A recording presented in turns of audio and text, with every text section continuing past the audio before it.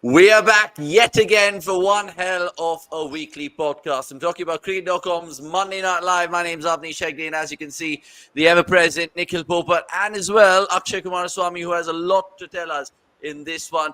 And it's plain and simple, guys, because we're about 3 months away from the BGT. We just thought early look ahead. Given the quotes coming out from Nathan Lyon and Pat Cummins this week, we will be looking forward to that one. But we'll also be talking about the immediate test series which hit us, including Pakistan, Bangladesh, England, Sri Lanka. We, of course, saw what happened with West Indies, South Africa, and that'll be good to talk to.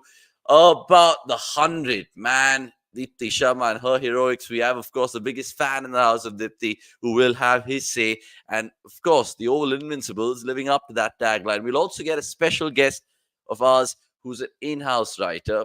I won't tell you who it is right now, but you guys have guessed in the comments. And, of course, lots more, including Akshay's quiz. So get your comments coming through, and we will, of course, take every particular comment. You relax with Vasant firing away straight away, saying finally continuous discussion on test rather than boring T20 internationals. Look, we love all formats, but test is the best. We'll also, of course, debate who is the best test all-rounder in the Monday Night Live question tonight. So lots to get into. What are you waiting for? If you're listening to Spotify, I like it there as well. Right, introductions first. And Nikhil, I'll start with you. Health-wise, how are we? And generally, Deepti Sharma must have put a smile on your face, to say the least. 100%. And how much worth it is, given that there's a T20 World Cup around the corner, where that is the spot that has been bothering India for a while. So very, very, very, very, very, very, very, very refreshing to see Deepti Sharma bat at that strike rate. That is very, very important, because she had a forgetful WPL last season, but this season you saw a glimpse of it, and this 100 was really very, very good. May not have taken as many wickets as you would expect from her, but boy, the batting glimpses that we kept begging of, that try and access the offside, go down the ground, play the big shots. I mean, I know the final was very, very tricky. I know at one point of time, everybody was like, dude, no, don't do that. But for her to just finish it off with a 6 was very epitomic. And to do that with Dean at the other end, at Lords, I mean, some stories just write themselves. So very, very happy for Deepti. Hopefully he can replicate this for India. WPL will be bought time. So for now, India first. Thank you, Deepti Sharma. Well played. Yeah, you can tell by Nick's energy in his first opening comment of this weekly podcast that 100 final sat well with him, and it was a good day for the London clubs. We'll talk about that much more in the best of the rest. But Akshay has been up to, of course, some amazing work with the KPL. Is that the highlight of the weekend, or was it some random wedding in Kerala you went to, Ali, man? Wow, random wedding. It's a childhood friend of mine, so congratulations, Thomas, once again. But fantastic weekend, definitely one of the highlights. I really thought probably my time in cricket has peaked here. I was in the middle of the Chinnaswamy at the pitch doing whatever it is that I could, and I was like, bro, this is the dream exactly. So really thankful for that. And then, of course, it was a great weekend. Just loads of food had, loads of really good food had, and meeting all your childhood friends is, of course, always a treat.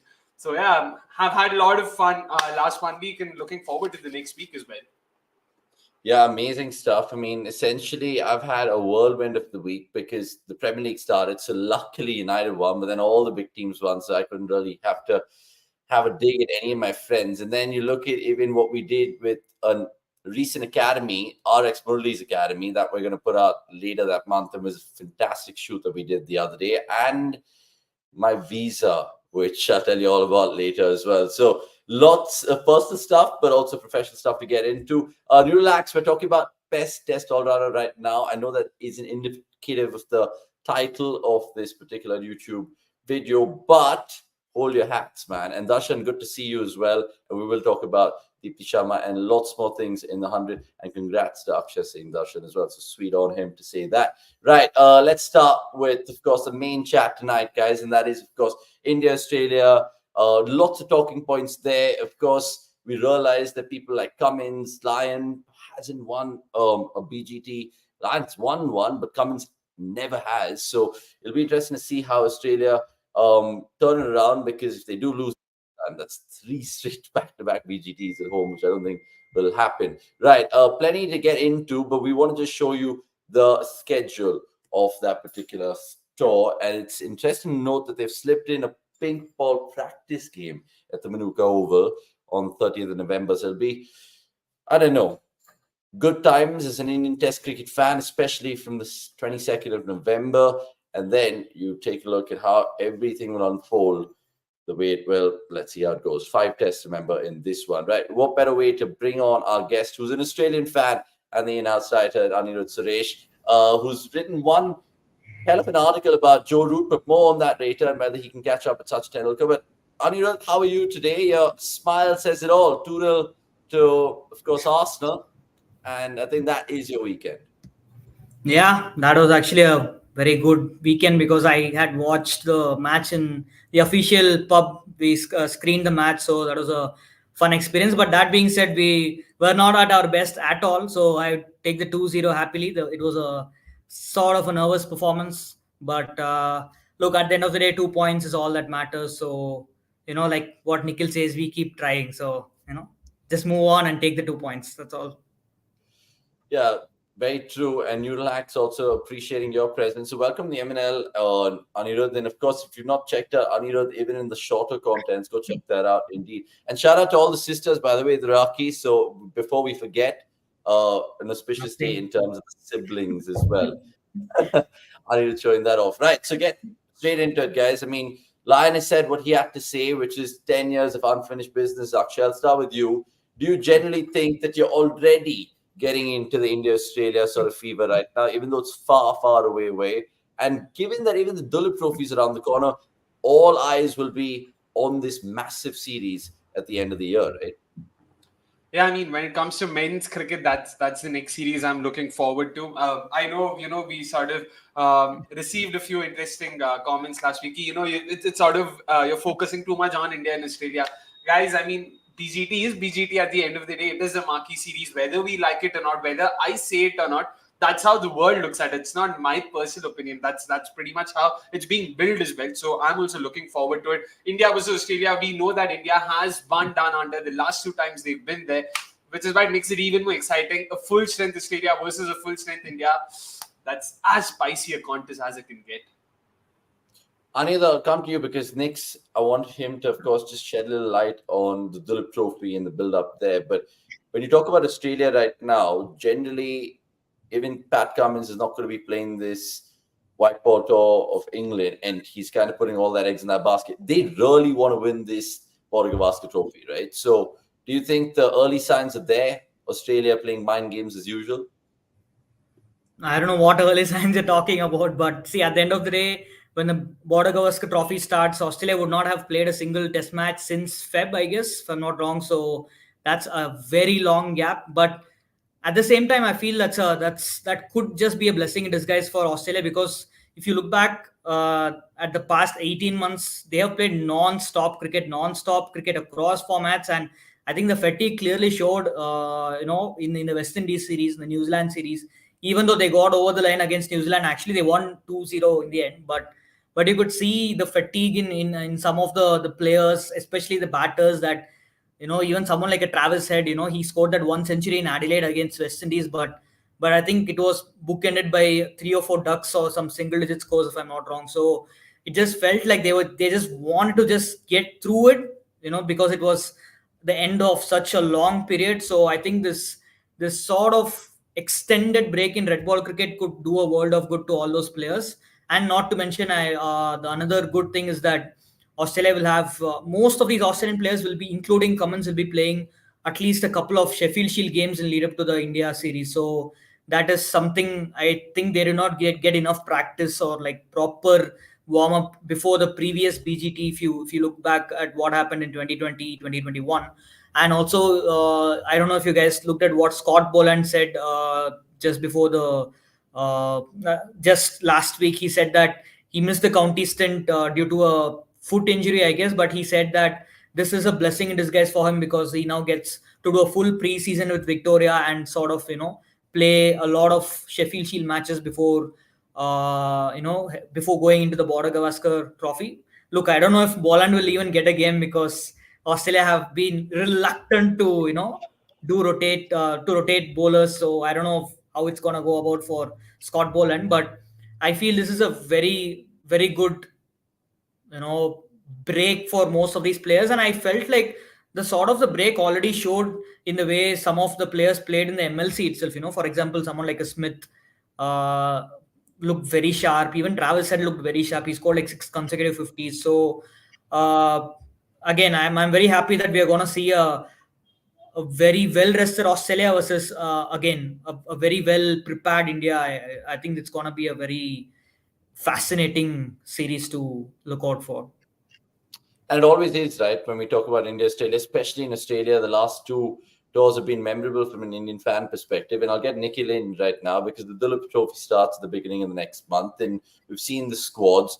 Who would you like to see down under there, knowing what we're going to kind of combat? Because it's the inevitable Holy Trinity with Batcom and Stark, and of course, Hazelwood being there with Lyon as well. So we know what we're going to get, Nikhil.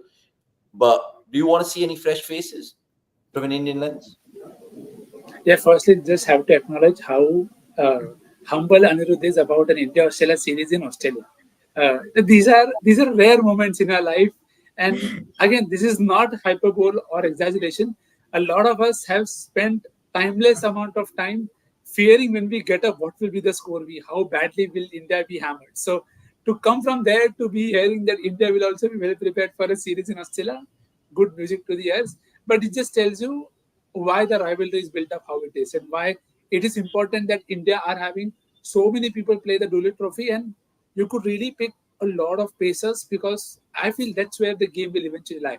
Anirudh mentioned about rotation of bowlers. They did not do that last season because they had Cam Green bowling.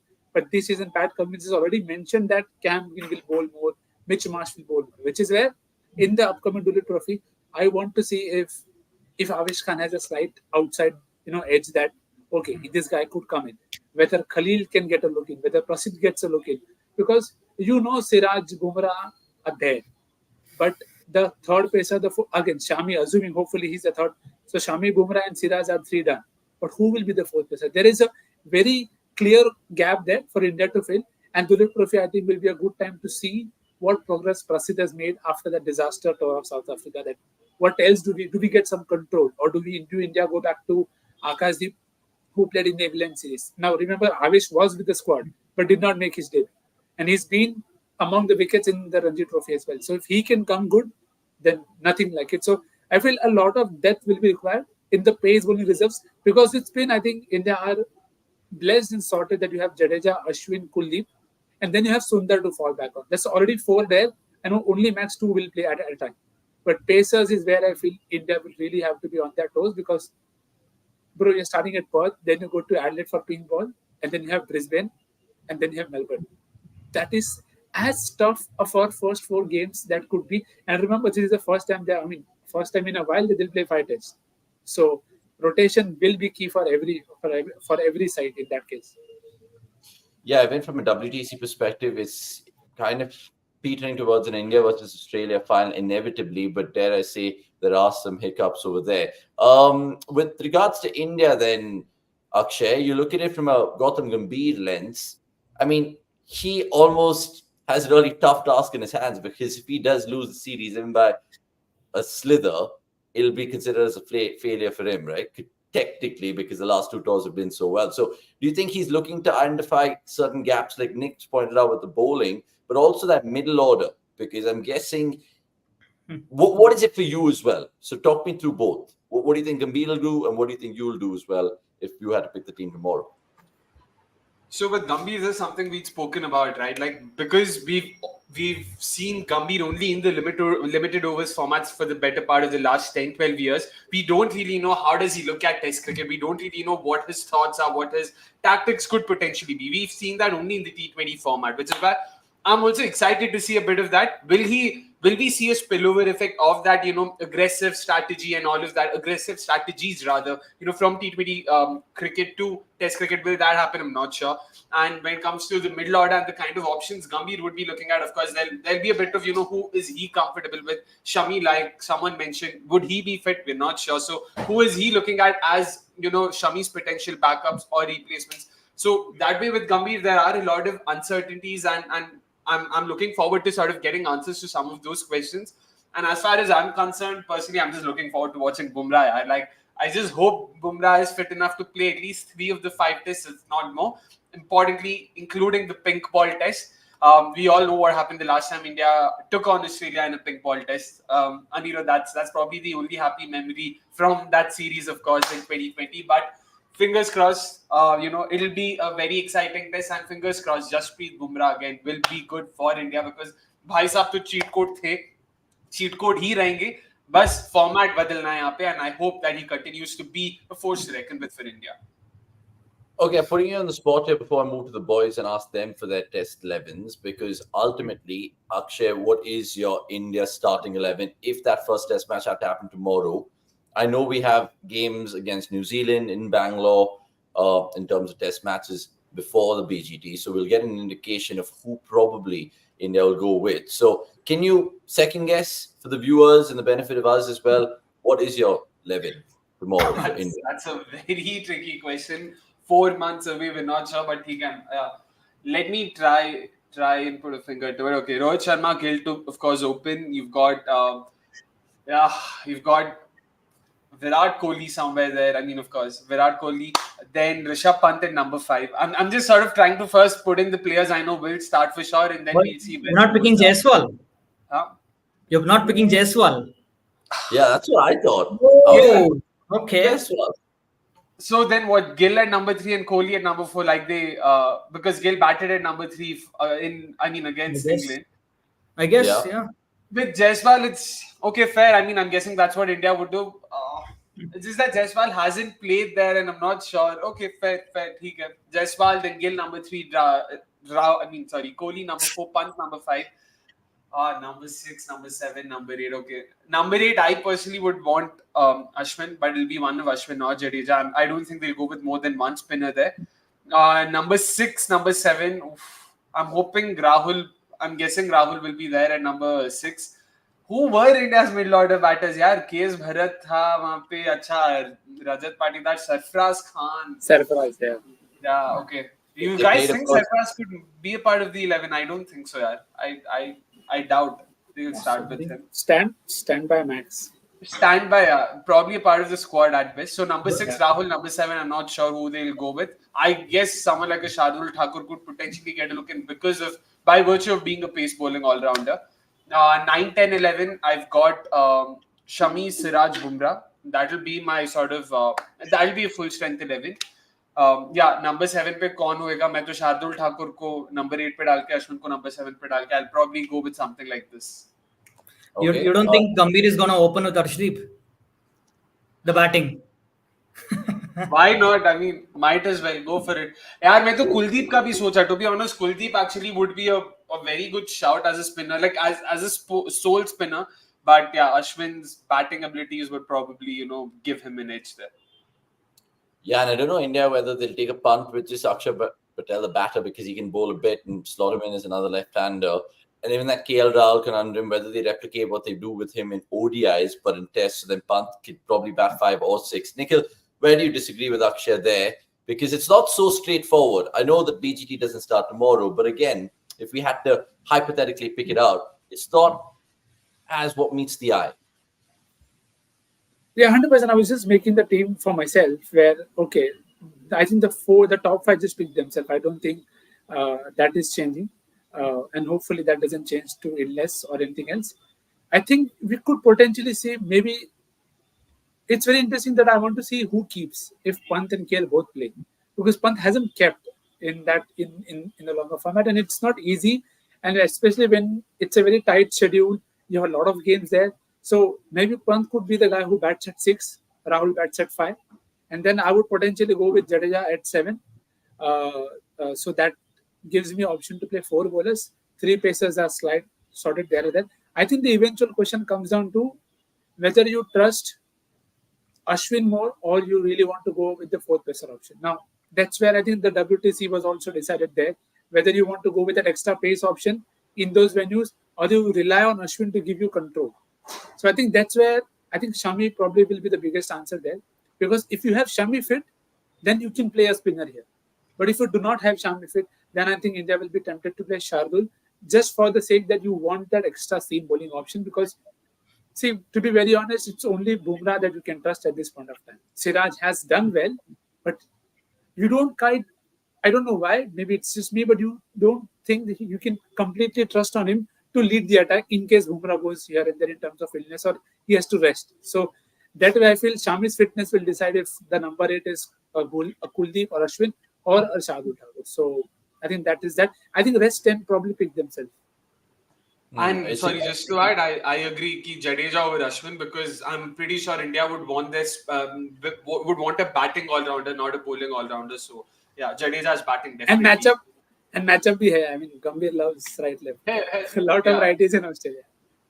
Yeah, it's a long test series because 5 tests, and Anirudh was making the point about Australia and how bowling might not get a look in. But again, given it's not just a 3 or 4 test match series, but a 5 test match series, it does enter the door for the 12th and the 13th and the 14th man to come in some point of time. Ramna Kiran, sorry, I didn't take your comment earlier, but I'll take it right now. Good to see you. Just curious, what's Mohsin Khan's status? Is he too injury prone to be a third seamer, along with Arshdeep Khalil for the Border-Gavaskar Trophy? And nice to see Anirudh back on MNL. So we'll ask Anirudh that as well. And I just want to ask him to pick up from where the boys left off. Do you see any left field inclusions? Do you think they will go back to what they saw in that baseball series at home against England and pick the likes of Patidar on an away trip? Or do you think this Duleep Trophy will again be a real dress rehearsal for someone to make their case? That's a good question, because I was actually thinking a few months back, this was during the England series, that if you look at how Rajat Patidar, the batter, sets up and how he is as a batter, his back foot play might actually be, his back foot play and his stroke making might actually be well suited to Australian pitches. But again, with Gill doing what he did in England, is he gonna get pushed away from the number 3 slot? I don't know, because it finally feels like that England series was the second half of the England series. Gill finally found some form in Test cricket, especially batting at 3. He had a hold over the position, but I don't think moving him away from that position does him or the team any favors. So that is there. But yeah, I mean, even I feel Patidar could be an outside wildcard candidate for number 6, even, if they feel that, if they feel in case there's an injury, or if they feel, for example, they can play a batter at number 7 and Jadeja at 8 and 3 pacers, if that is the case, in case they feel they want to play an extra batter, then maybe even Patidar could be in with a shout. But at this point, I feel I have to go with the same 11 that Nikhil and Akshay both said, which is basically KL at 5. The top 4 picks itself, and then you have KL at 5, Pant at 6, Jadeja at 7. And the only issue is that if you play your 4 best fast bowlers or your 4 best bowlers without Ashwin, then you're exposing the tail. The tail starts at number 8. And I don't know if you can have your tail starting at number 8 in Australia, because we've seen too many examples of tail deciding matches even in Australia. Even the 2021 BGT was decided by the tail getting run. So that's a very big decision that they have to make. So yeah, I can't see any other left field selections. Even I really can't see even someone like Arshdeep getting a game. Where is this place though? I mean, if Pant and Rahul number 6, I think the only spot that's open in this team is number 6, because as I said, I think the top, even KL, to even think that you can push out KL at this point of time, I think is exactly. So if I feel like Pant is also an automatic pick given what he has done in Test cricket as a batter, at least.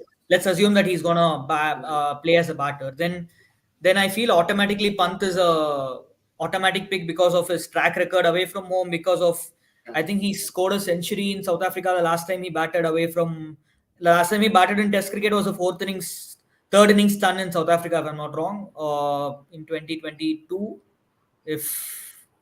If I'm right, I don't know. When was the last time Pant played Test cricket? Was it? Overseas, that was it, no?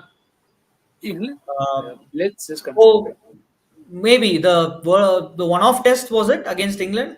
Oh yeah, the one-off test probably. Yeah. I'm not sure, but I mean, like Pant has you have no excuse to kind of drop Pant other than lack of match practice. Maybe I mean, if he even gets Sorry, yeah. what about Jurel? Because Sports Fan does come in here and ask a good one.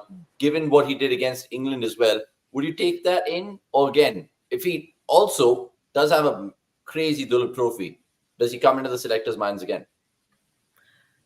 Maybe if Rahul has a horrible Dulip trophy, and if Pant and Jurel end up having 100 plus average seasons, then you never know, right? Given that I don't know how big a fan of KL Rahul Gambhir is at this point. After 2 games, he's given him the boot in ODI cricket. So, I don't know. It could very well be the case that Gambhir does not see Rahul as a valuable addition to the test squad as well if he does not pick up form. So, again, you never know. I mean, I forgot about Jurel. So many players played in that England test that even Padikkal played in that England test. Let's not forget. So, it's a mess at this point. But one person I would like to keep an eye on is I think if Jaiswal fails for 3 tests, let's say the first 3 tests he fails, then you open up a spot in the top order itself where somebody could play in the fourth and fifth test, and that might actually open the spot for someone like Patidar to come in or Sarfaraz to come in, because in that case I maybe Gill opens with Rohit, because look, we saw what happened in the South Africa series where Jaiswal averaged single digits if I'm not wrong, and then we clearly saw his struggles against the short ball in the IPL as well.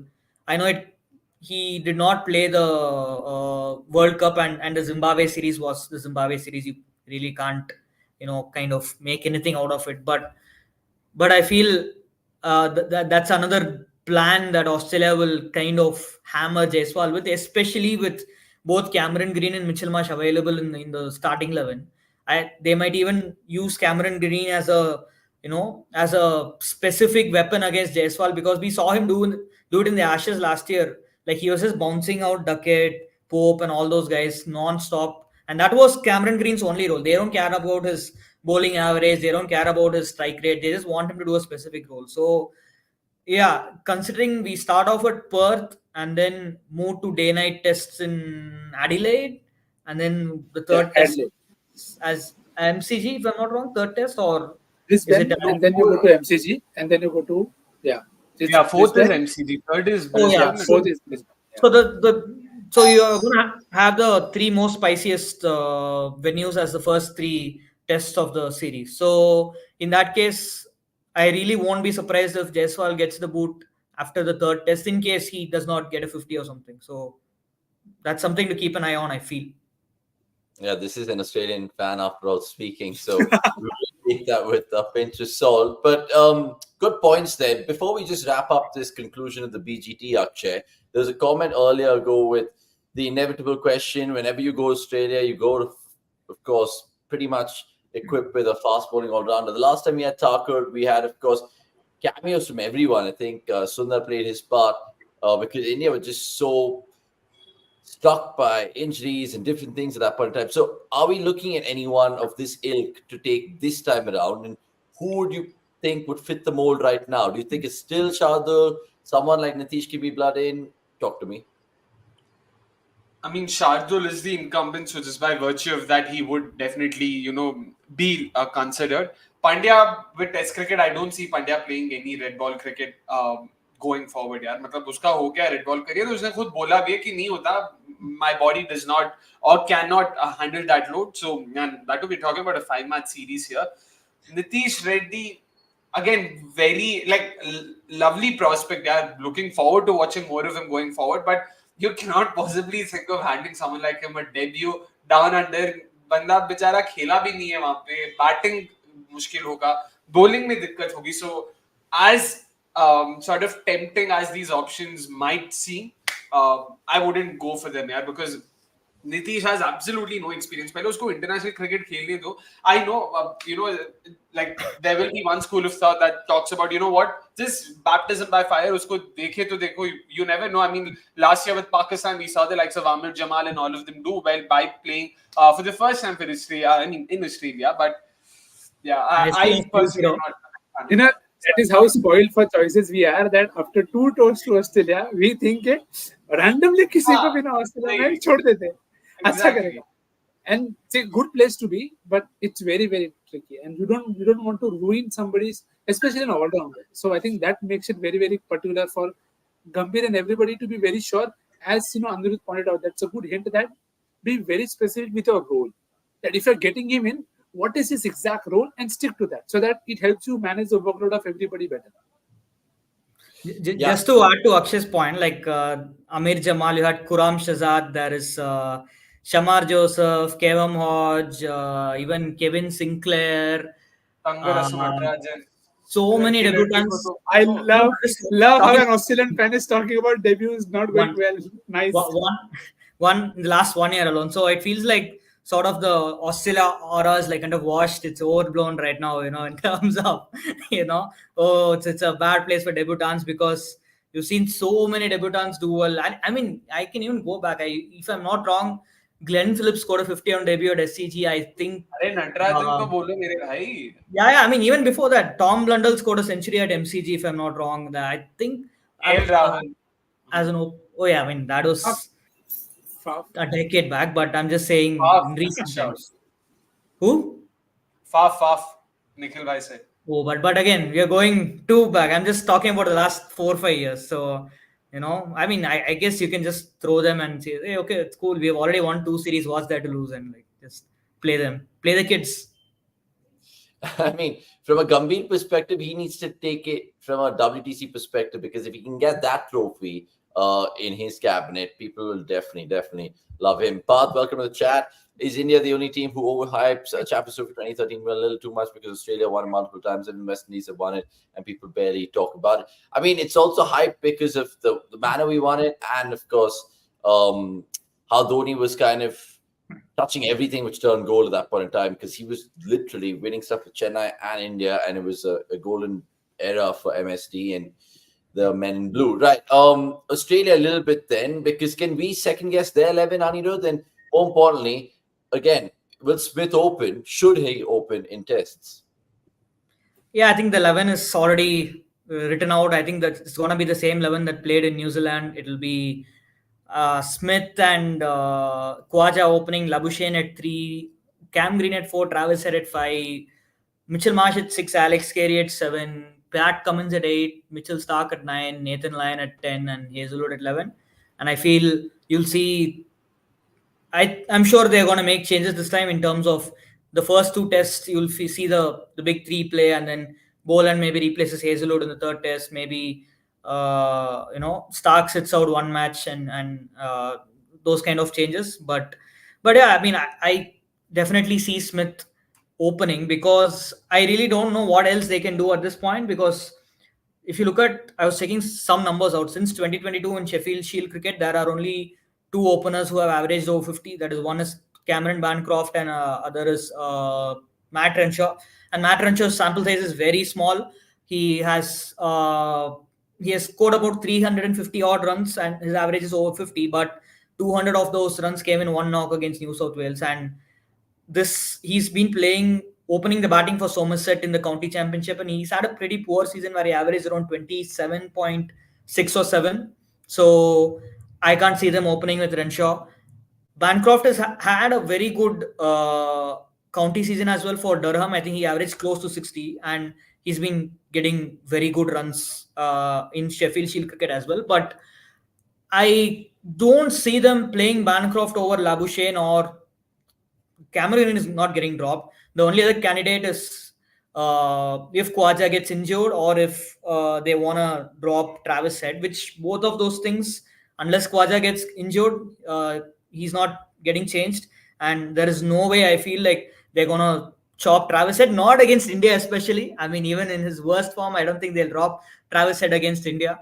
So there are no other people knocking on the door. Sam Whiteman, Caleb Jewell, Caleb Joel has been getting some runs in Shield cricket, but not enough to break the door down. Sam Whiteman is again a journeyman who gets some runs sometimes, who doesn't get runs sometimes. Then you have Marcus Harris getting a decent amount of runs, but again, like Bancroft, he's someone who's had enough chances in Test cricket to kind of, prove himself, but he's proven that maybe he's too good for the domestic level and not good enough for international cricket. So, and after what Cam Green did in New Zealand, where he scored at 175 in the first test, which was probably the series defining knock in that series, why would you push him back to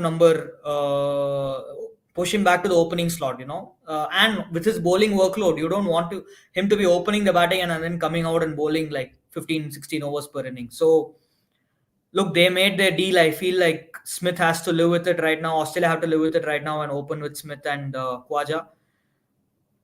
I don't know. Like, I feel like Smith felt like a guy who was fatigued in the last 18 months he played Test cricket, especially after the midway point of the Ashes itself. We'll know after this Border-Gavaskar Trophy whether it was just fatigue or he's actually kind of lost his hand-eye coordination and he's declined as a batter and he's not able to cope with seam movement and all that. So we'll get to know about it because he's going to face some really good bowlers. So it's going to be the toughest test for him. But yes, for the time being, I feel like there is absolutely no way Australia don't play an unchanged 11 from what they fielded in the New Zealand series. Yeah, it'll be interesting because the options are thin if you look at it from that perspective. So Smith might just continue to play straight as an opener, and it remains to be seen how they fill in that Warner void in tests, even though that has happened not too long ago. It'll still be back of their head. And it's funny because normally growing up and watching Australia as a cricket team, they were spoiled for choices.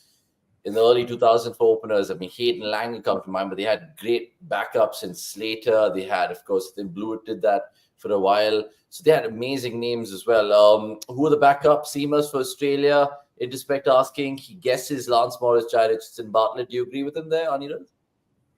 Yeah, I mean, I guess Neser will always be in the picture. I don't think he's done anything wrong, so he'll be there for sure. I think Lance Morris, again, he suffered an injury, but if he recovers, I'm sure he'll be in the mix as well. Apart from that, Jai Richardson, again, he's just started playing cricket again. He's had so many injury troubles that he's not even been able to get through a BBL season. So I don't know how he's gonna kind of rack up enough overs under his belt to be fit enough to play in the Border-Gavaskar Trophy. So it'll depend a lot on Shield cricket. But yes, I don't think Bartlett is being considered for tests right now because even they have been careful with his workload management. They are not even playing him in the ODIs for the England series, if I'm not wrong. So again, he's another injury prone bowler. So it's gonna be either Morris or Boland and Neser. I think they'll pick between these three. I'm just guessing next. Do they have like an understudy for Stark in case Mitch Stark goes down with the left arm angle? Is someone like Spencer Johnson even considered, or do you think they haven't? Too far-fetched. Yeah, I think that's the one thing that I feel in some ways. Of course, Anirudh can disagree. They're probably becoming a bit like mini India, where the squad has remained the same for too long, where you don't quite have any obvious replacements for anyone in the system because they are that good. So they keep playing. When they keep playing, you're not going to blood in new people, which is why I feel actually Stark is the only place where I think they could even play Borland. That you start with Stark, but if you don't see Stark getting the rhythm, because it has been the case in the past, you could really be very aggressive by playing Scott Boland. So it's not a defensive mode if you play Scott Boland. So I don't think we've seen enough to say that they have the next Stark ready.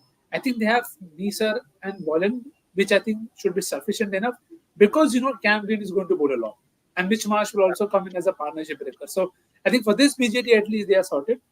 Maybe in the next months, in the next cycle, come the Sri Lanka series, we may see a lot of the next lot probably coming into the system, and then we can see. Because as Anirudh said, a lot of these players, fast bowlers, are very injury prone. So you cannot really risk them in the BGT. So it should mostly be the same core play.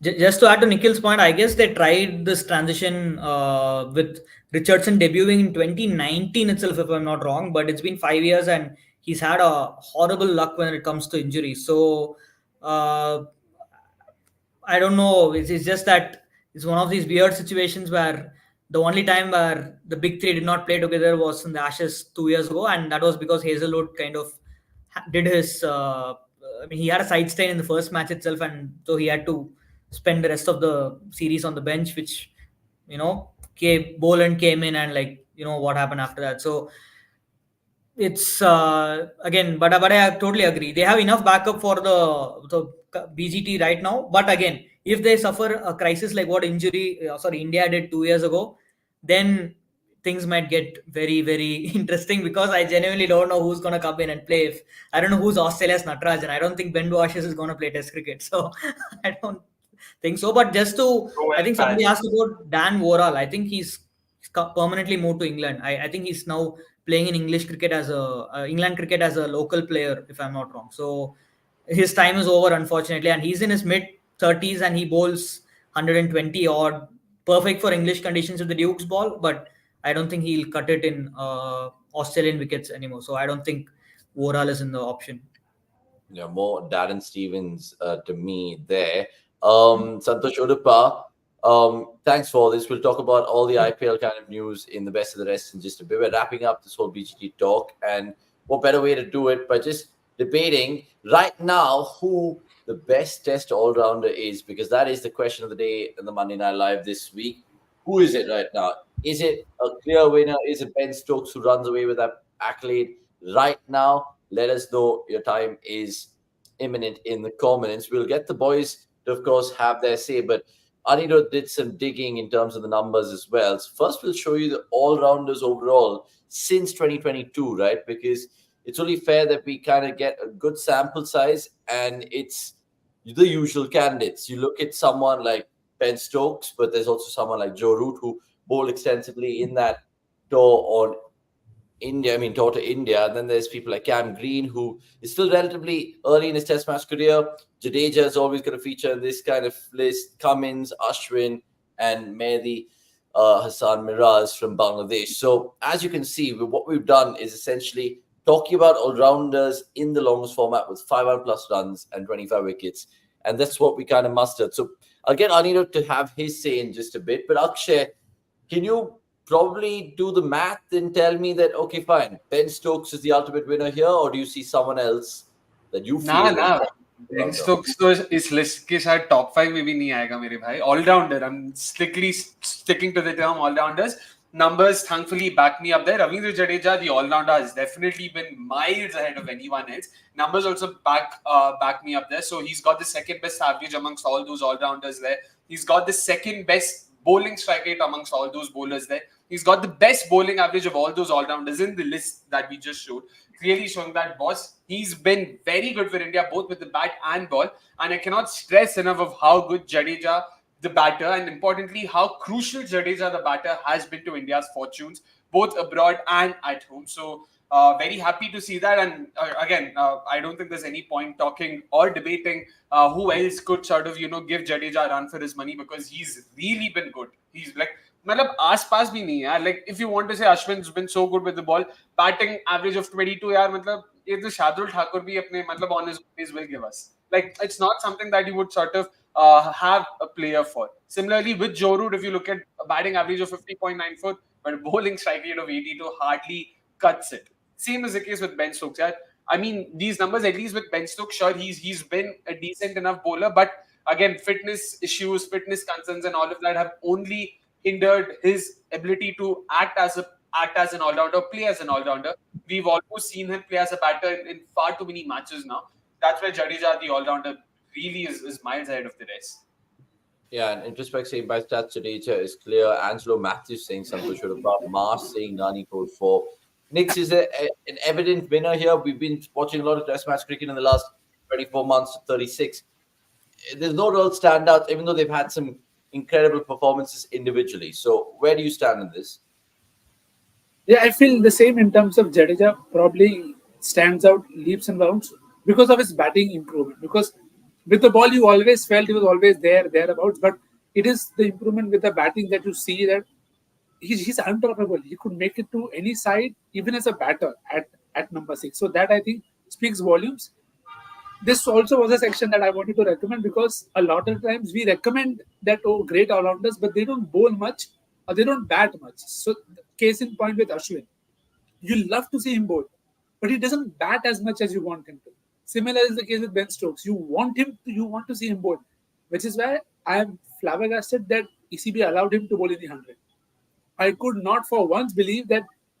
Of course, he was ready and he could have been injured in any game, be it county or otherwise. But it just felt that maybe they needed him far more in the test. But that's what makes you stand apart. Right? Ben Stokes is there, and which is why I feel that's a good insight for Seer to Manor to take care of Camry, because I really feel a lot of potential there. But that potential could also be tapped by a lot of T20 cricket. He could play for a lot of franchises around the globe, and that you will see. It's very rare for the all-rounder to have it for a long period of time, which is why Shakib was what he was for a number of years.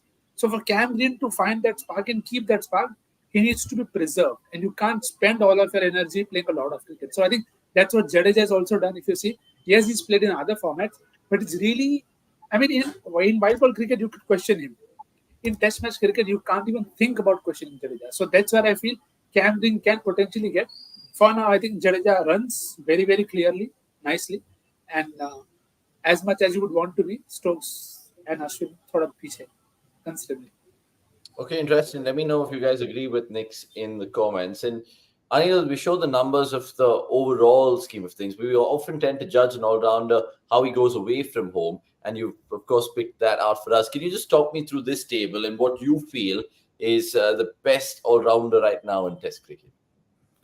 Yeah, I mean, I guess this also kind of reaffirms the fact that Jadeja is the best all-rounder in world cricket right now in tests, because look, he's not even played a single game in the subcontinent away from home in this period, and his batting average is still for over 40. We saw and his bowling average is 26. Although fine, he's not bowled a lot in away from home in this period, but again, it's a versatility he brings that makes him such an asset, because you remember that partnership he had with Rishabh Pant in that one-off test in England. Then he kind of was he had a pretty good series against Australia in the last BGT as well, when India were in trouble in multiple points, and he kind of managed the crisis very well. So it's very obvious to me from this that Jadeja is the best all-rounder in world cricket right now. The very interesting point I want to point out is Ben Stokes' numbers away from home with the bat. Again, this is what I feel should stop us from hailing him the best all-rounder in world cricket right now, because he's supposed to be a batting all-rounder primarily, but his average, it's below 30. And we saw what he did in the India series just 5-6 months back. He was an absolute non-factor with the bat in hand. Okay, cool, he was not able to bowl because of his injury, but if you're unable to bowl because of injury, then your primary skill must kind of carry the team, right? That's what Jadeja did in Sena countries. He was not even bowling. Like, if you look at it, his bowling average is 26, but he's only taken 11 wickets, which means that, and his strike rate is pretty high, which means that he's kept the runs down, and he's not had too many opportunities to influence games with the ball. But when he's had an opportunity to influence games with the bat, he's done that. And that's what a good all-rounder should do. Like, you might not be able to your skills might not suit the conditions, but then how can you affect the game in a different way? So if Stokes is not able to bowl in the India series, he should have kind of average 50 with the bat. If he average 50 with the bat in the India series, I would have told you that right now, that bro, he is the best all-rounder in the world right now, because always he makes things happen with the ball. And we saw it in the West Indies series as well, when Michael Lewis and Craig Brathwaite are putting up 60-70 run stand, the Stokes comes in and somehow Michael Lewis will end up nicking one ball. So he has that magic which you can't define, with him. But if you're gonna average 27 away from home, you can't really make a case for him being the best all-rounder in world cricket. I would be more interested to hear Akshay and Nikhil's opinion about, from the same list, who they think is the second best all-rounder in the world. Who's top 2 and 3? Let's say one is Jadeja. Who's 2 and 3? And I'll just point out one that if you go back to that table about away numbers, which we just displayed, Ashwin has played a couple of games in the subcontinent here. In Bangladesh, he played. So maybe slightly his bowling numbers might be inflated by that. But but I'd still consider him in the mix because of what he did in South Africa as well. He bowled a few good spells. So I'd like to hear Nikhil and Akshay's opinion about who they think is actually number 2 and 3 if Cummins is one. And I'm talking, sorry, if Jadeja is one. And I'm talking on just current form. Forget historically, because we know. I think Stokes is in the list with Kapil Dev and Sir Gary Sobers. No, not Kapil Dev. Sir Ian Botham and Sir Gary Sobers as the only 3 people with 6,000 runs and 200 Test wickets, if I'm not wrong. So yeah, I mean, forget I was all alluding time. to that. Yeah, because it's crazy, right? Even if you look back at over the years, if people like Jack Callis instantly comes to mind, Flintoff, they didn't really do it away with the bat and ball, and it's tough to ask so much from your all-rounder as well. I'm sure Callis did it in spurts in different venues across the globe in his long career, but that's why you have so much more respect for people like Imran Khan, Kapil Dev, Richard Hadley, that ilk of cricketer, which I don't think they make anymore. But going back to Anirudh's question for the boys then, based on this list, Akshay, where do you think there's a clear winner? Because even some of the bowling averages are quite woeful, to be honest. To be honest, I mean, again, Cameron Green is a decent shout there. Hasn't done too badly with the bat, has contributed decently with the ball. Bit of bias, probably you can say if I was sort of just talking about it, I see, but numbers clearly suggest so. And a batting average of 38. Let's just go to the previous graphic because this refers to, of course, away numbers. Overall, a batting average of 39 and a bowling strike rate of 59. I'm happy, yaar. मतलब अगर ये बंदा 20 over डाल के मेरे को 2 wicket निकाल के दे सकता है in a test match, that's good enough for me as an all-rounder, given that he's already contributing 39 runs per innings with the bat in hand at number 5, number 6, and not to forget a fantastic fielder at Gully. I've lost count of how many blinders he's taken there. A great value at for sure. So for me personally, I'm guessing Cameron Green would be number 2. Once again, a very clear number 2 that way, because there's no one else who is contributing equally enough across both disciplines. You'll find a very good batter or a very good bowler there, but you wouldn't find someone who's doing both with some sort of proficiency. And Avnish bhai शायद दिखाई नहीं दे रहे. अच्छा ठीक है. निखिल भाई, आपको क्या लगता है in terms of what this graphic is right now, or what the graphic look like? Are you happy with the numbers there, and do you also think Cameron Green is probably the number 2 there, or do you have different opinions there? No, my answer is the same. Nothing different. Probably Ashwin runs him close in terms of the impact that Ashwin has, because again, Cam doesn't bowl as much, but you see Ashwin being involved a lot more. So that's why we probably feel yes, maybe Jadeja won, Cam Green and Ashwin can fight for the number 2 spot. I think there is a lot to take out from Pat Cummins and Joe Root, but unfortunately, Pat doesn't bat too much. Maybe it doesn't. I don't know why. Maybe I feel whenever Pat comes out to bat, I just feel there's a lot more to get out from him in terms of with the bat. And Joe Root, I don't think gets to bowl a lot more. So I feel if those two do a bit more, I think they will eventually end up helping the sides a lot more. I genuinely expected Root to bowl a lot more, even in the home matches. Did not happen, but fair call. But I don't know if he'll bowl in the Sri Lanka series because wickets may not support it. But I think Cummins with the bat potentially could be the difference in the upcoming BGT. So I'll look out for that aspect. That is true. Anirudh, you want to make a point? Yeah. So somebody asked about Shakib. So he just hasn't played enough. He scored only like 460 odd runs since 2022. He's played only like 460. He scored 460 odd runs at an average of 34, and he's only taken 22 wickets. So it's like he's not played enough cricket. I think he's no longer even a red ball regular these days. He pulls out whenever he feels like, and he does not play every series, So Shakib is out. There's one more name who's not in the list, but he's a very curious shout, and he's a home specialist, Chris Wokes. So in this period, he's averaged 28 with the bat and 25 with the ball, and he's sort of like I think he was the single biggest reason why England pulled back the Ashes last year, and he was the difference maker. And also we saw after a sort of rusty start against West Indies, he kind of picked it up with bat and ball in the 3-match series. So maybe if you're just talking about specialists and like who can I just play in certain conditions. So if you're just talking about home specialists in specific conditions, I feel like Chris Wokes is a very good shout for at least the third best all rounder. In terms of, I think he'll be in my top five at least in terms of specific to conditions. If I want somebody to always pick 5 wickets in a match and then score about 40-50 runs with the batting at number 8, I think I'll just always pick Chris Wokes because he just does that, and he's done a lot under pressure as well. Like last Ashes in that Headingley test when he came in with 2-0 down in the series already.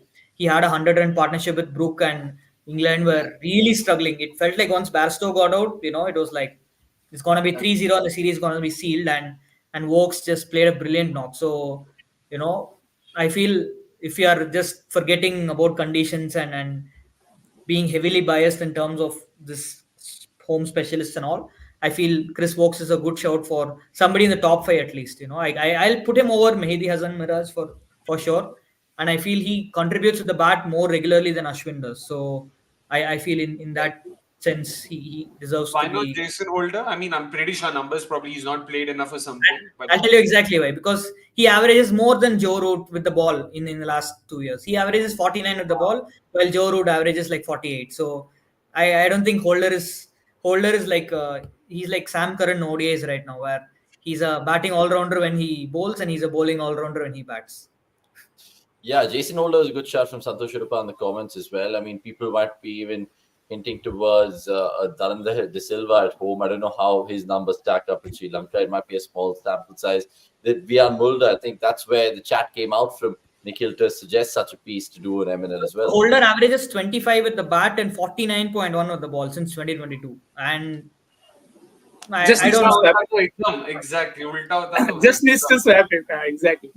He's actually just to point out, Anirudh, I actually was going to name Mehdi Hasan Miraj as the guy for the subcontinent. That if you need somebody in England with grass on the deck, you'll go to Wokes. Yeah. But if you need somebody to bowl off spin, disciplined off spin in subcontinent, Mehdi could probably be the guy that will do the job for you.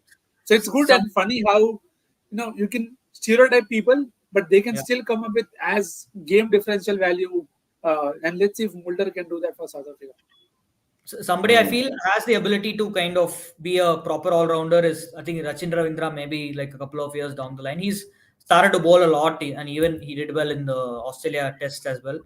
Apart from that, Janssen hasn't played enough, unfortunately. Again, Janssen is a very good shout for someone who has the ability to average 30 plus batting at number 8, number 7, and he can easily average under 26, 27 with the ball anywhere he plays. So maybe 2-3 years down the line, we will be talking about these two people as one very good batting all-rounder and one very good bowling all-rounder. But yeah, I feel like Jadeja is miles above anyone else in terms of his all-round value on current form at least.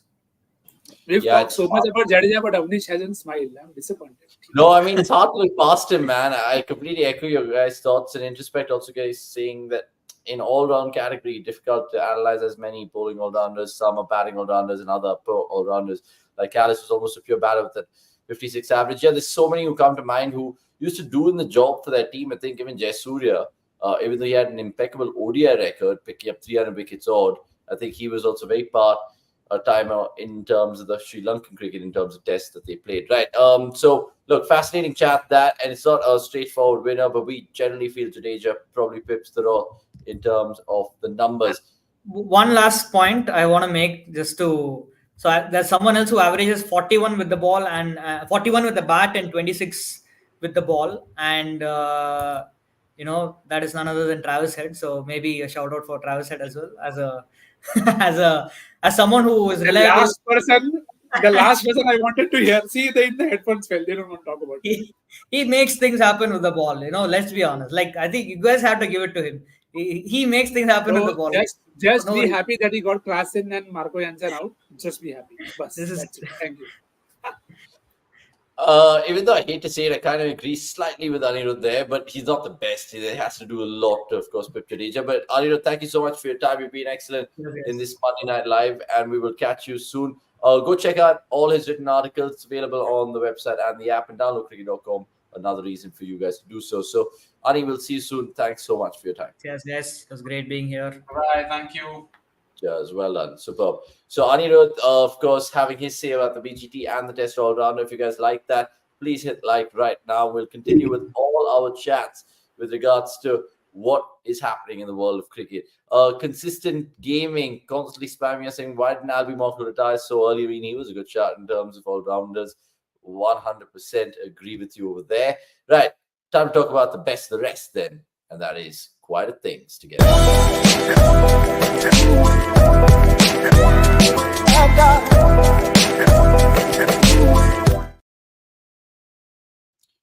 Right, so much has gone by in the week of cricket, and we absolutely love it. I mean, the 100 and the finals were on display. We saw a thrilling game in the women's contest, and of course, the men seeing Sam Billings and his boys do back-to-back doubles.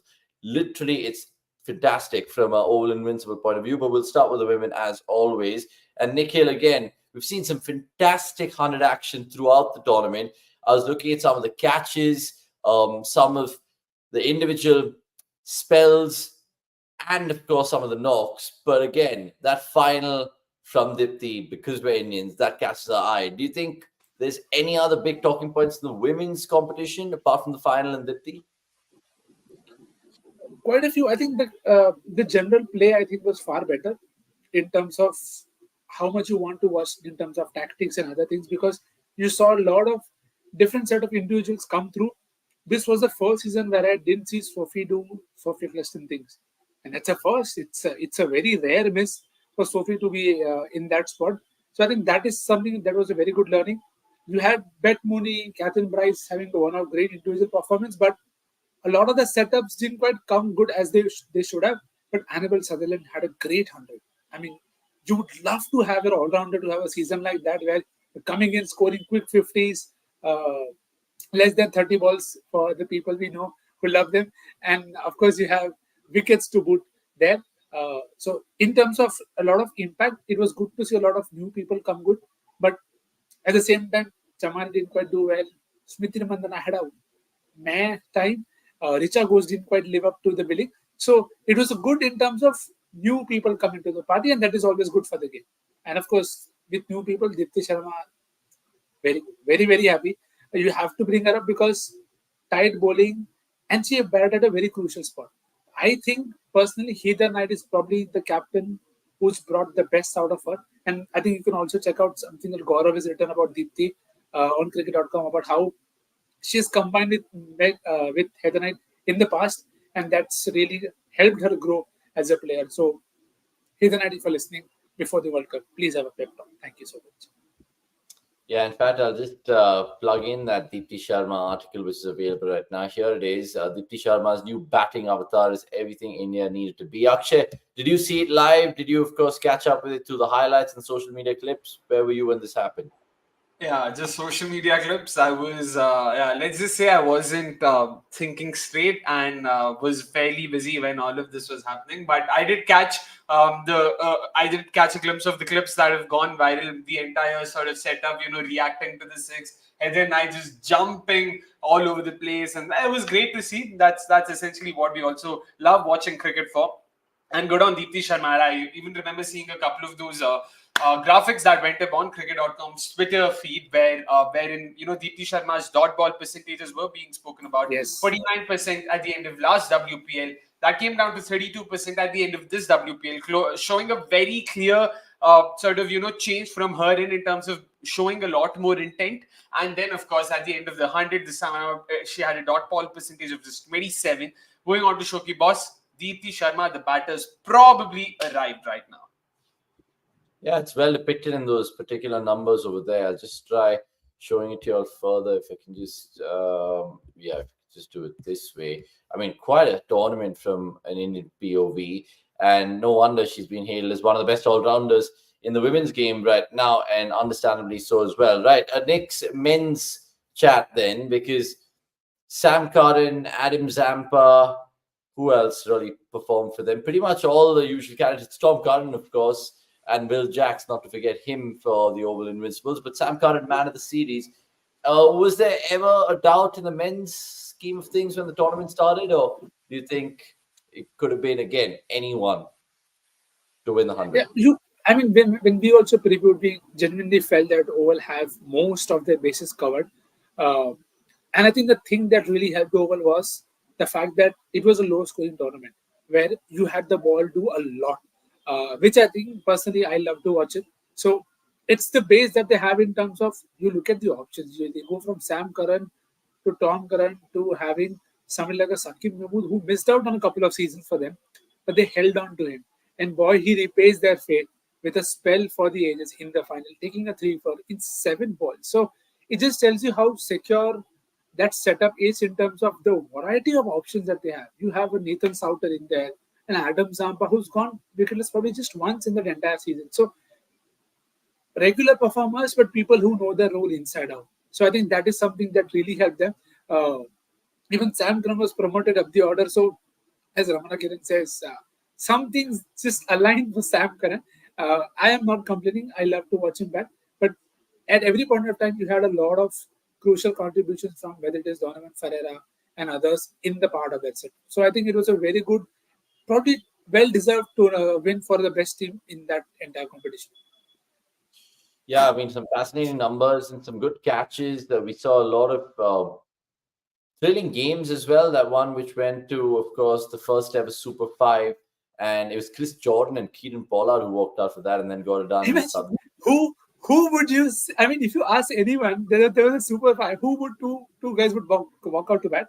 So Chris Jordan and Chris Jordan eventually hit the winning runs. Well, crazy, crazy. Absolutely brilliant. So we love that. Let's just talk about other things right now. And welcome to the chat, Dead Virus. We'll take all your remaining comments in the 12th man segment. We'll talk about that in just a bit as well.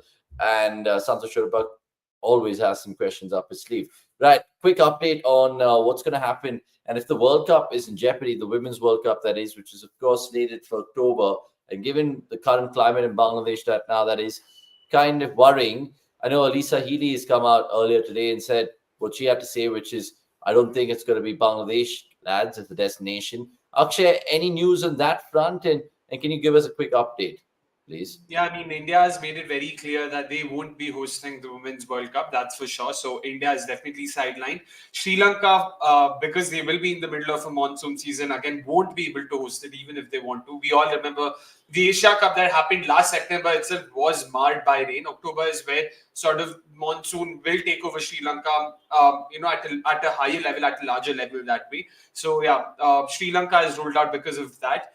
Dubai logistically makes a lot more sense. It's sort of closer to Bangladesh compared to some of the other countries. But apparently, Zimbabwe Cricket Board have also expressed interest in hosting the tournament. So you could potentially see something like that happen. But yeah, everything's still up in the air. And a few reports suggest that 20th August would be the deadline. But I mean, since the beginning of this month, we've been hearing different deadlines and the deadlines being pushed. So there's no reason why this deadline won't be pushed again should we not get anything tomorrow. So yeah, that's pretty much it right now. It also remains whether it is going to be in the subcontinent, because obviously a lot of teams are prepping that way in the build-up to this World Cup, and we knew what Bangladesh was going to offer. So let's see how that really unfolds. But they're going to have a lot of changes within the BCB to get that sorted ASAP. Like Akshay said, 20th of August, so we'll know quickly, and cricket.com will be the place to get that news. Swiftly moving on, because plenty of things to talk about in terms of the best of the rest this week. West Indies for South Africa. South Africa getting the job done and winning that 2-match test series 1-0. Keshav Maharaj, the man of the series there. Good performances, like we said, from Vian Mulder. Babuma's captain was pretty chuffed to bits. Nick, what stood out for you in that particular game? The first couple of days I really liked. In fact, the first day was very entertaining. Shamar Joseph, of course, with his heroics, but can't explain how the tail enders got so many runs. First Moti, and then eventually Dane Peart as well, getting about 40 odd, right? I mean, it's a classic case of tail doing the damage in the first innings itself, because you knew batting was not going to get easier.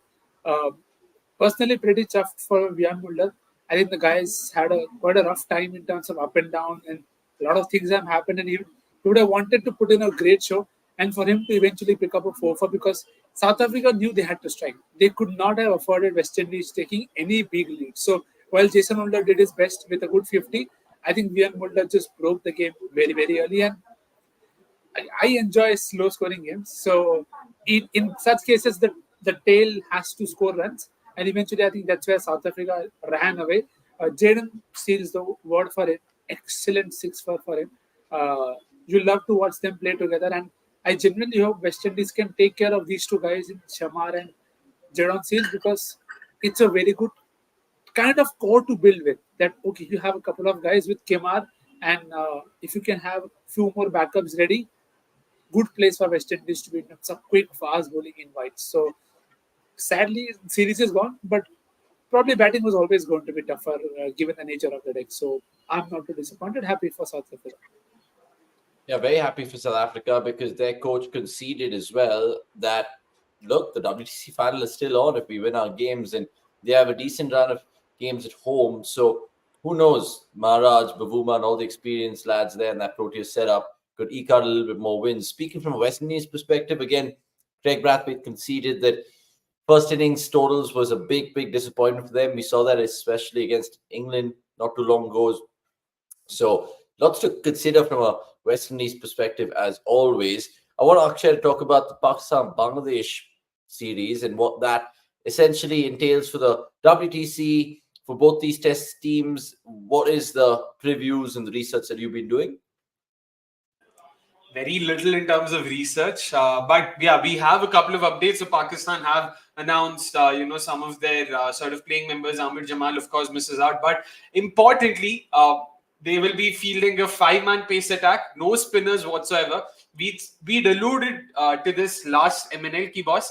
The only way Bangladesh will have some sort of a chance is agar surface thoda matlab kuch rahega bowlers ke liye, if it's going to be a flat deck, if it's going to be pacer friendly in that sense, and Pakistan would probably have an edge, especially because of Pakistan's batters. Sure, Bangladesh still has a decentish pace bowling attack, but we're not sure of how their batters would be able to contend with, when it comes to surface like this. So that was one of the biggest updates, and I was also very surprised by that because, not that Pakistan was very spin friendly that way, but Nikhil bhai, an all pace attack, kya chal raha hai wahan pe?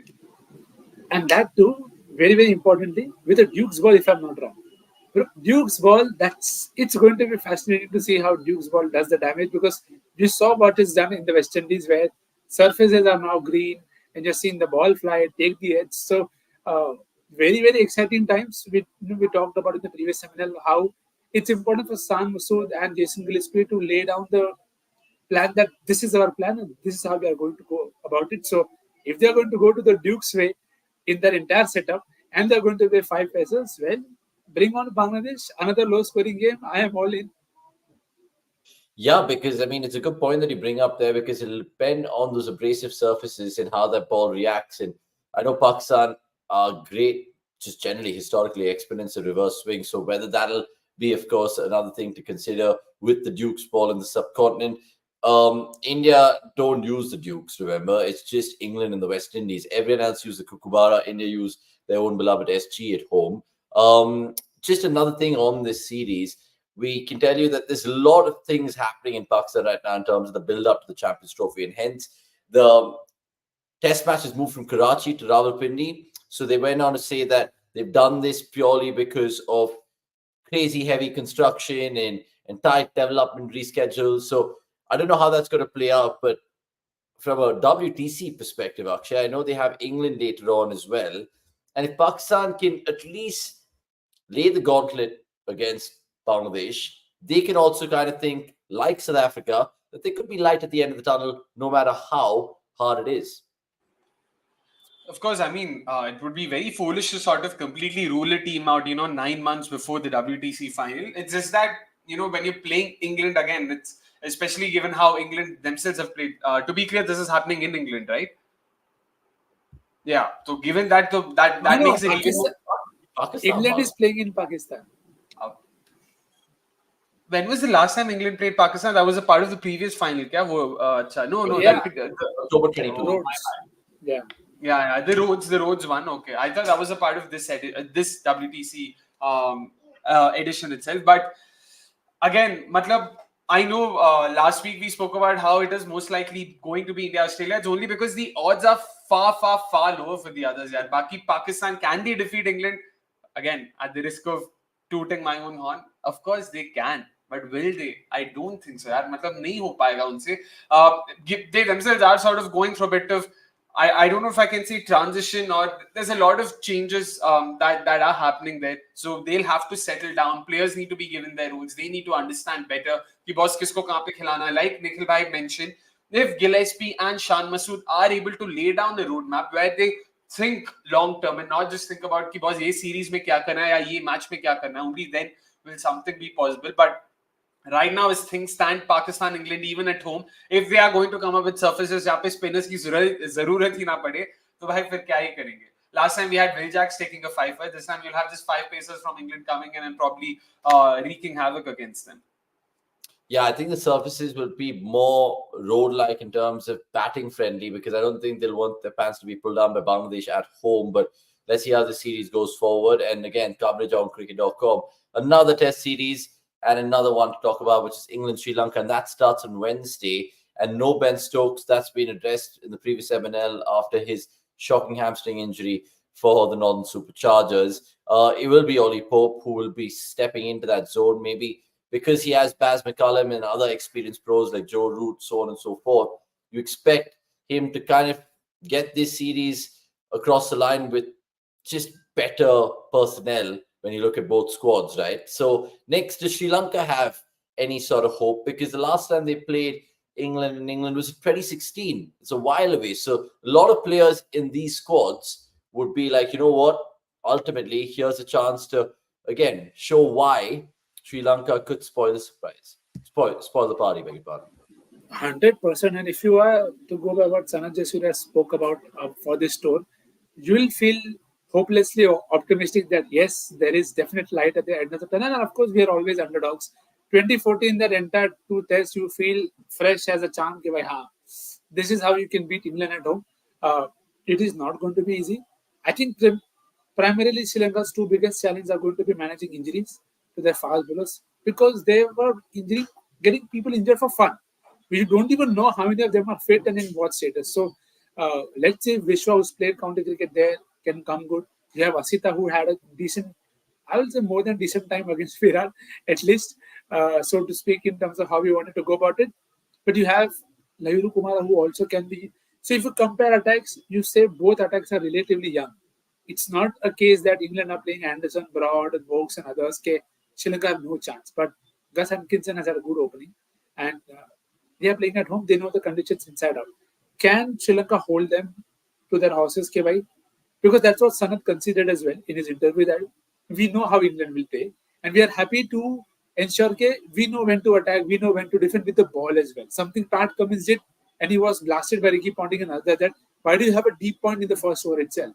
But I'm very keen to see if Jaiswal is planning so far in advance, because he even went on to say a very good, interesting insight that he said, look out for the first 10 overs.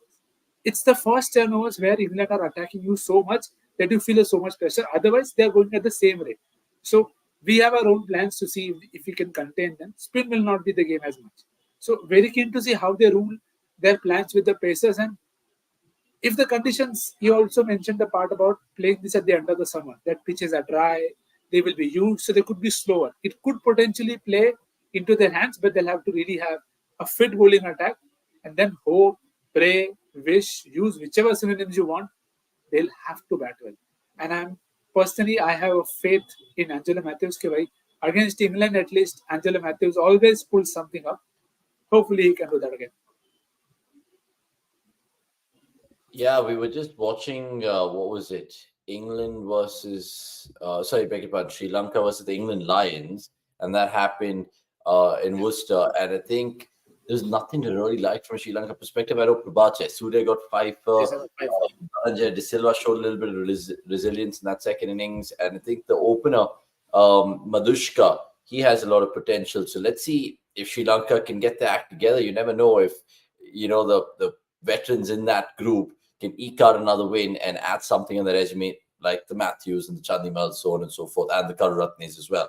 So that is England-Sri Lanka. Another thing that I just want to talk to you guys about England-Sri Lanka is a particular article. Now, this one comes from Anirudh Suresh, like I was hinting upon. Now, he's done basically a feature with regards to whether Joe Root can catch up to Sachin Tendulkar, and how long will it take for him to surpass Sachin? It's available on cricket.com. I think I'll just show you a glimpse of how it looks. You guys can get slightly teased by it right now. And it's food for thought, because Root's going to play a lot of cricket. And you look at it and how he started past his counterparts. It's quite ridiculous where he was in 2021 Jan to where he is right now in August 2024. So he's motoring along. He's over 12,000, cracked that record recently. And you look at even this particular graphic, right? So it's all available on cricket.com. Just to really quickly show you, his conversion rate has been absolutely impeccable, especially the turn of the decade. 51.72% of conversion rate, which is brilliant, 15 tons in that time. Right, so that was, of course, England, Sri Lanka. That comes on the 21st of August. I think Shub's going to be covering that game, so there will be lots to read as well on cricket.com's page. Right, time to, of course, go into the KPL, because I've been watching Samit Dravid bat like Cam Green, Akshay. Did you manage to catch up with him? And how's your time with the Mysuru Warriors? Yeah, I've been watching the Maharaja T20 Trophy entirely, and it's been great fun, to be honest. Something I told Avnish as well, players or other people I've played cricket with or against are a part of this edition of the tournament. So ऐसा अपने मन में भी लगता है, हाँ इसके साथ खेला अच्छा, तो अगर मैं भी खेलता तो यहाँ पे होता, इनको खेलता वैसा. But all in all, Samit Dravid, of course, very unlike his dad. I just don't understand. Some people have come up with ridiculous ways of drawing comparisons. कहाँ से तुम्हें राहुल द्रविड़ दिखा है मेरे भाई? वो है ही नहीं back. There was one bit. Obviously, I don't see any comparison. There was one shot where he played like a pull shot, and Dravid also was not like an ugly puller of the ball, but it just gave me a glimpse of that 22 ball 50 Rahul Dravid played against New Zealand, where he kind of employed all those shots. And there was one shot, and I think I saw one meme on Instagram as well, where they were just like, you didn't have to cut me out in that whole song. And then Samit and Dravid breaking out over there. So, I mean, that one thing, but I get where you're coming from. Yeah, but all in all, it's been interesting that way. I mean, he's got a very high backlift. He bats like practically every Aussie all-rounder I've seen. Cam Green, Marcus Stoinis, Aaron Hardy, high backlift, very tall, lanky fellow, likes to use his reach, has that long levers. So, yeah, that's been fun. But apart from that, of course, a couple of names that I've been looking forward to even before the season began. Good to see them come good. Manmant Kumar, a name I've spoken about time and time again. He's been doing well for Hubli Tigers. Rohan Patil has been having a phenomenal season for Mangalore Dragons. I know when I say phenomenal, people might be like, bhai, numbers so aisa nahi dikha tha. You just see, he's in great touch. In fact, he is playing today. Karun Iyer, by the way, scored 124 of 48 today. First 24 balls, 44 runs. Next 24 balls, 80 runs. Just kept scoring boundaries at will. Manoj Bhandge has been having a super solid season. I mean, for what it's worth, I did see him before the tournament began. Bhai Saab, jo training session mein pel rahe the bowlers ko yaar. Gazab. So it's all in all great fun. Right now, of course, in terms of current form, Hubli Tigers, the defending champions, have been in great nick. They've been undefeated so far, won a close game as well. Today also, there was a very comfortable win for them against Shivamogga. Mysore have a very good side, but have been on the wrong side of the results, unfortunately, in their last two games. Hopefully, they'll come back tonight. But all in all, solid tournament, genuinely enjoying it. And yeah, hopefully the team that we are partnering with also wins, just so that we get more such content. Yeah, they've been on the wrong side of the results. You're right about that. They've been the right side of the content, though. And here's what we mean. Right now, we're here with KG&J. It's time for Don't Finish Last. Okay? Very simple. Ibrahim one question kelte nahi. Answers रहते one by one होता है तेरा. Kelte nahi हम करता आता है. India internationals from Karnataka. KG, you go first. Rahul Dravid, KL Rahul, Javagar Srinath, Prasidh Krishna, Karun Nair, Anil Kumble, Manish Pandey, Brijesh Patel, myself. I had to.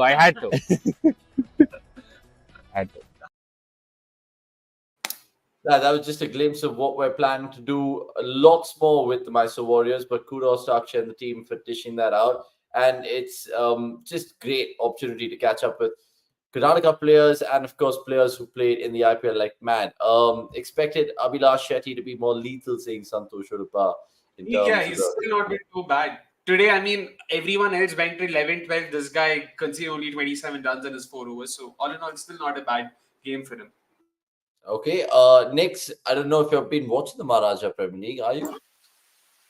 Yeah, a bit of it here and there, of course, helps playing fantasy.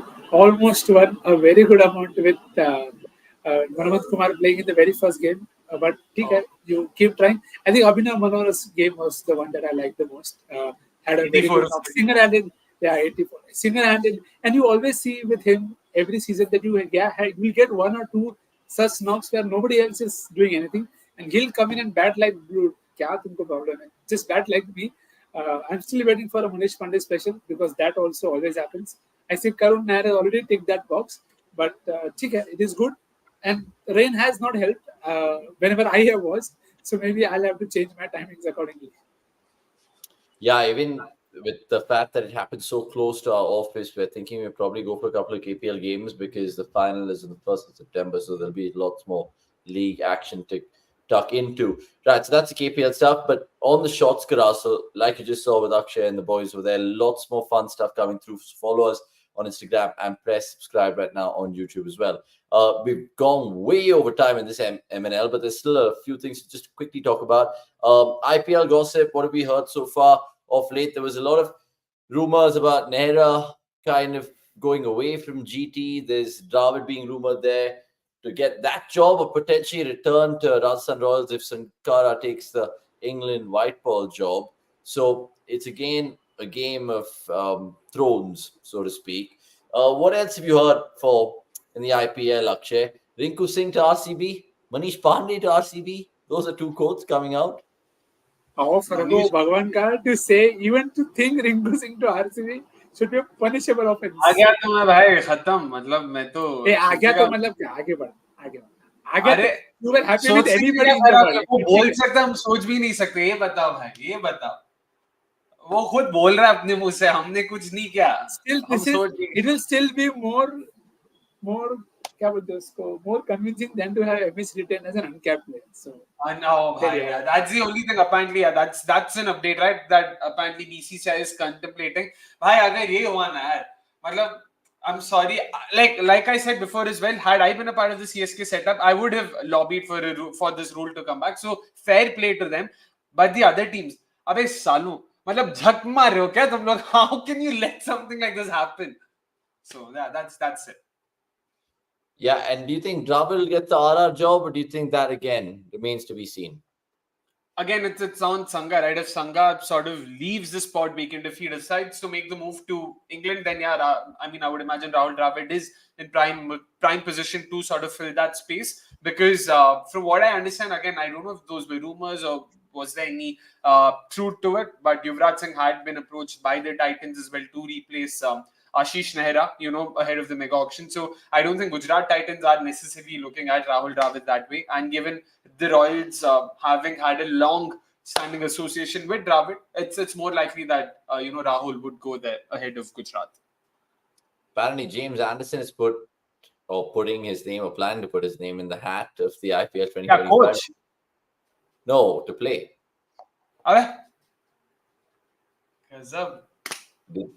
खेलने कूदने की उम्र है हमारी तुम किधर coach बना रहे हो?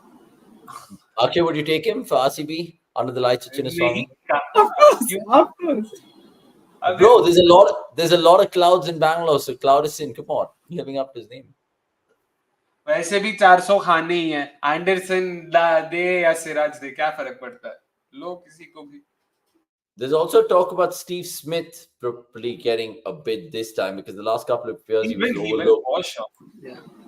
I think he could potentially go to a team like Punjab. I mean, just fits the bill perfectly, I think. And captain probably them. Yeah, maybe. Exactly right. Yeah. Anirudh thinks he could potentially captain LSG. Should LSG let go of Rahul? So, Anirudh's I feel Pudan is far more likely there, but let's see. Anything happens in life. Yeah, so with the IPL front, nothing really massive, but we just want to talk about those couple of touch points over there. Let us know if we missed anything in the comments as well. Another news that came through earlier was, of course, this particular massive test, which will happen not anytime soon, 3 years from now to be specific, to mark the 150th anniversary of Test cricket. Remember, it was 1877 which saw England and Australia play against each other. So it'll be fascinating to see how that happens. I don't know if Ben Stokes will still be leading England. I don't know if pretty much the Holy Trinity of Australia will still be playing Test cricket, but it'll be some game at the Mecca of cricket, which is, of course, the MCG. Or is Lord's the Mecca of cricket? I don't know. I keep getting confused with that question, but nonetheless, you guys can tell me in the comments. Under 19 World Cup, which is happening in 2025. The groups have been decided. It's India, I think, sit well in Malaysia. This thing. Akshay, what else could you tell us about that particular tournament, or anything to look forward from an Indian talent point of view? The women's cricketers coming out of there. Youngsters, I have no clue. I'm getting to know of this update right now because, like I said, last 2 days I've been. I've not clearly been, clued in on what's been happening. All I know is hosts were confirmed and the groups have been decided. Youngsters, Shabnam Shakil ये सब I don't think खेलेगी. I know despite being eligible. देखते हैं, but Shefali Verma and Shweta did play. Richa Ghosh did play the last edition, so you can see someone like a Shabnam Shakil play there. And I don't want to sort of put in a few names only to realize that they're 20 or 21. So इसीलिए अगले episode से पहले अच्छे से research करके आएंगे. But there are a few names, especially who are a part of this India A series, who've been very impressive. So India A have been playing Australia A. I know results haven't gone our way so far, and also a lot of people have been rightly criticizing कि चल क्या रहा है. मतलब with the men's side of things, India A always was a feeder system, acted as a feeder system. There was a very clear plan. With the women's side of things, मतलब पता ही नहीं, like क्यों ये खेल रहे, why is she not playing, why is she playing, who's captaining, what's happening, no one knows. Hopefully there will be a bit more clarity going forward, but even then the names I have gotten a few chances here. Priya Mishra, of course, got a fifer. Kudos to her. And then with the bat, there's been Raghavi Bisht, who's genuinely impressed. There's also Tejal Hasabnas, who's had a solid series. So all in all, a few names who haven't even been a part of the WPL, which is where a lot of us even sort of watch women's cricket domestically, that is. So good to see them also sort of, staking a claim there. Yeah, it'll be a fascinating tournament, this, because it is, of course, in Malaysia. And it's always good to have that part of the world host cricket. It has in the past the DLF Cup in 2006. Remember that? Between India, West Indies, and Australia it was. But look, India, I think, are going to be grouped with West Indies, Sri Lanka, and the host Malaysia themselves. And it starts Jan 2025. And it'll have 16 teams. One of them is Samoa, who will be making their maiden World Cup appearance, which will be fucking awesome, right? Like in the women's game of things, it's just brilliant. Finally, before we get into Akshay's quiz, what is to watch this week? Lots of crickets, boys and girls, because like we said, Test match cricket hits our screens. England, Sri Lanka, the first test on Wednesday. And then there's Pakistan, Bangladesh as well, which starts on the same day. There is other things to get into in terms of the local T20 action, KPL, which is not here, but even the West Indies, South Africa T20 International Series starts later on this week on the weekend. So plenty to catch up. And of course, cricket.com will be keeping you up to date with everything in that regard. Right. Two more things to get done and dusted with on this week's MNL. And that is, of course, quiz time in Howzzat.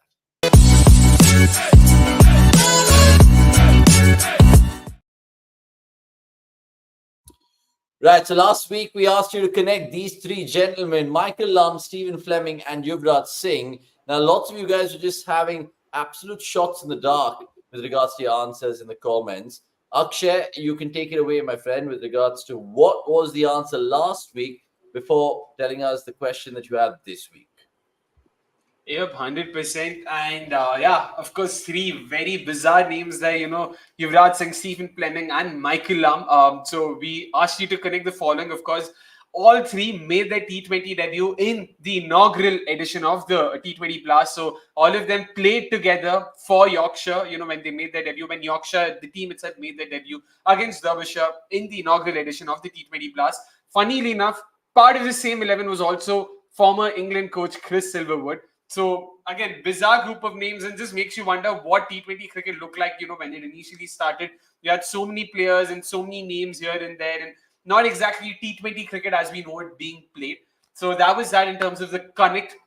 Last week, Ajinkya Dhamdere, congratulations. You're the lucky winner for getting it right. There were a couple of very random guesses, and unfortunately, none of them were right. So kudos to you, Ajinkya. So do get in touch with us on Twitter, and our social media team will do the needful. Coming to this week's Howzzat, though, let's have the graphic on first, and there we go. Group of names, काफी सही है, काफी बड़े नाम है. We spoke about Deepti Sharma doing it with London Spirit. तो उसी spirit में हमने सोचा कि बॉस थोड़ा women's cricketers and Indian women cricketers playing abroad इसके बारे में देखते हैं और बात करते हैं. So this, of course, you don't need to connect. मैं आपको फंडा बता दूंगा. We're talking about the list of Indian women cricketers to have played in overseas T20 leagues, something we don't really see a lot of men's cricketers do. तो list है भाई, list में total 12 नाम है. 12 में से मैंने आपको दिए 7 नाम. आपको गेस करने बाकी 5 प्लेयर कौन है who've played overseas but aren't right now in this list. So the blanks, you guys need to just fill in the blanks.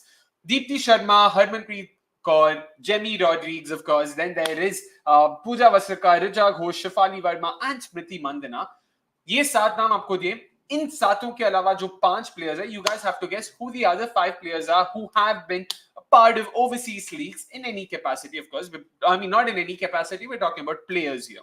So there you go. This is the question for this week. I know that Avnish did get one guess right, so congratulations. He did get one name right straight up. That was, so kudos to him there. I only guess that because Akshay has a big affection for that particular Indian women's cricketer.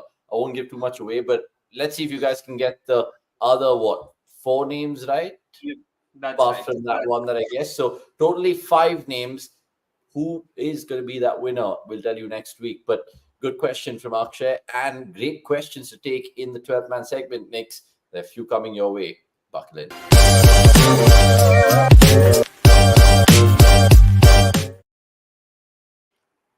Now, Santosh Udappa, again, saying first game, Nikhil had 2 non-playing in his team, right? And I think he's talking about your fantasy selections for the KPL.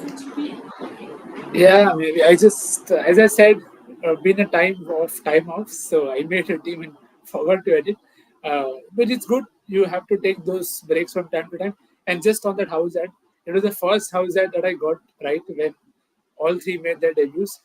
Interestingly, the guy who took 3 wickets in the first innings, Michael Di Veneto, played for Italy also. He's been batting coach as well for Australia since 2013, if I'm not wrong.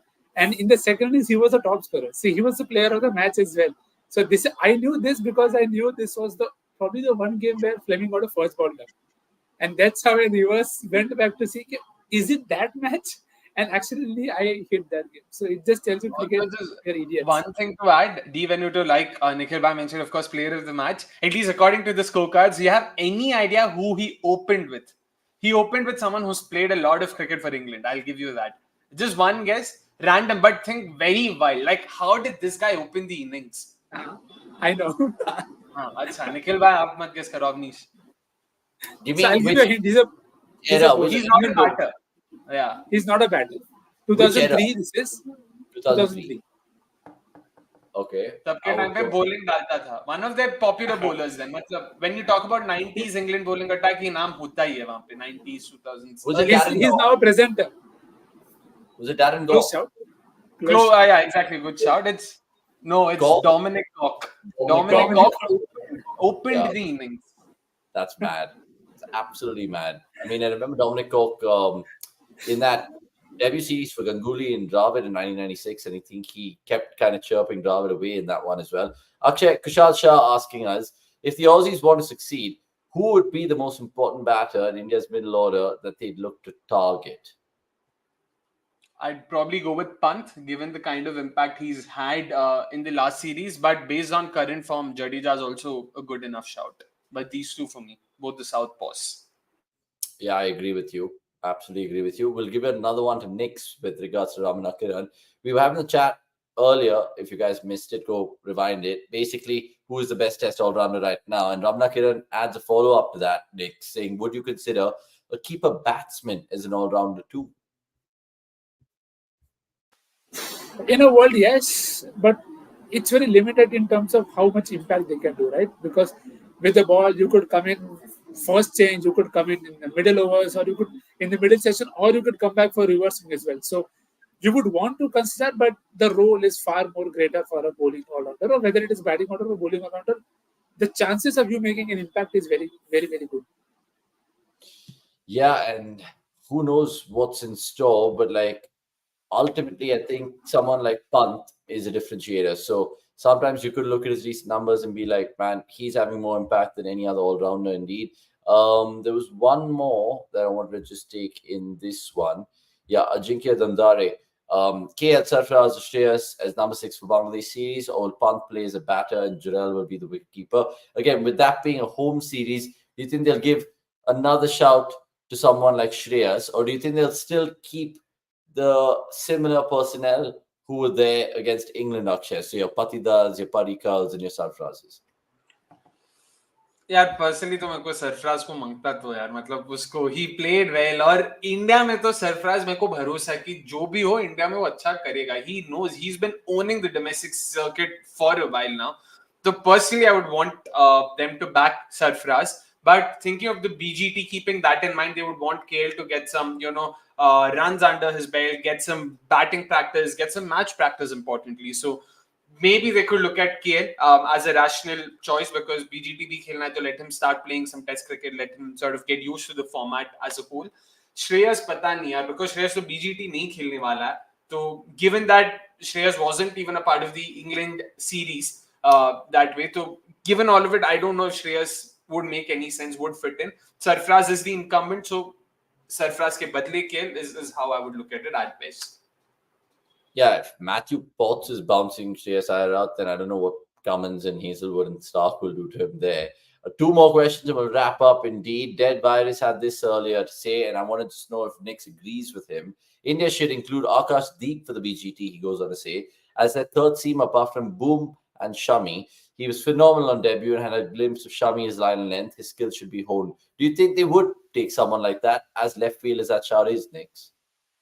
Yeah, I think they should as well, because he's been part of the setup, and he did as much as you can expect of a guy on debut in terms of what you got from him. And remember, those were not easy games. So that is something that you have to keep in mind, that those were not games where you were so far ahead in the series that you could play in anybody and it would make a difference. It wasn't that. It wasn't that case. So if Shami is injured, then I think that pressure will always just double, triple. And hence, it will be very important to have a couple of options and not just one. So I think Akashdeep will definitely be very, very in the fray. And I think this could be a very important series for Siraj as well, because if he doesn't have a good first 2 games, then I think the pressure, of course, he will not be dropped. But I think he's played too much cricket for him to not come good. And if he doesn't, then I think it will put a lot of pressure on the Indian reserves. Okay. So maybe Akashdeep. And hopefully no Khalil or Arshdeep as of now. Let's see.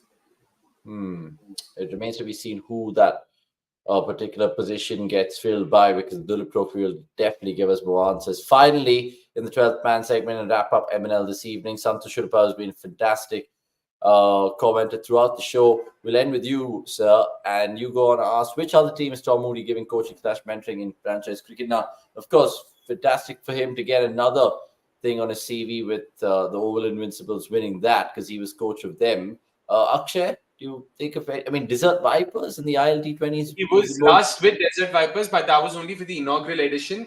He was replaced by Dermot Reeves in the second edition. Sorry, Simon Helmet, not Dermot Reeves, for the second edition. So right now he's not contracted with any other side across leagues. Just Cricinfo as an expert. That's pretty much it right now. Who are they? I've never heard of them. But anyway, cricket.com is a place to be.